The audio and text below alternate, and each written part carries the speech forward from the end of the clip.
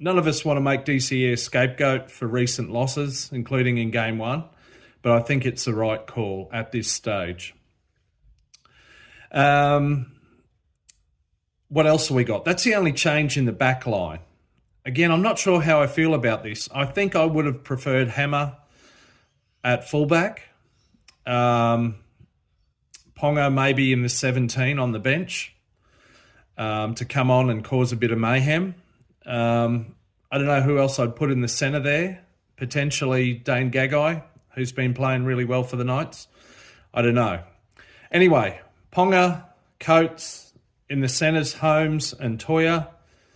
Hamiso Tabuai-Fidow on the wing. Okay, so Holmes and Hammer have switched there. Val Holmes hasn't been in great form either, but hopefully he can have a great game. Munster and Dearden in the halves. And in a big call, the North Rockhampton Knights junior, Cameron Munster, has been named the new Queensland captain. Well done, Money. I'm happy with that. I'm sure he'll do well. And hopefully just let his actions do the talking. Yeah, so a positional switch in the backs and then Dearden in for DCE. In the forwards, not too many changes, but Kurt Capewell comes into the 17 at the expense of Beau Fermor. Now, Beau Fermor might be a little bit unlucky. He didn't get a huge amount of minutes in game one. But Capewell, I believe, who's not a young man, but he's been doing well for the Warriors, who are also doing well, and he's been brought in, I think, for his versatility. He can play at centre. We've seen him do that at club and indeed at origin level.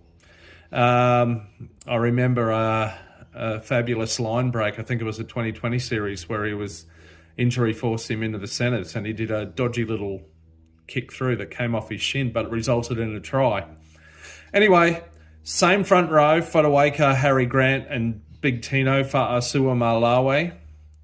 Now, Capewell at the moment on the QRL website is named in the starting squad in the second row in place of Pat Carrigan's onto the bench. So Cotter and Capewell in the second row, and Trent Loiero comes off the bench into the lock position. And then on the interchange bench, Kurt Mann, Lindsay Collins, Jeremiah Nanai, and Patrick Carrigan.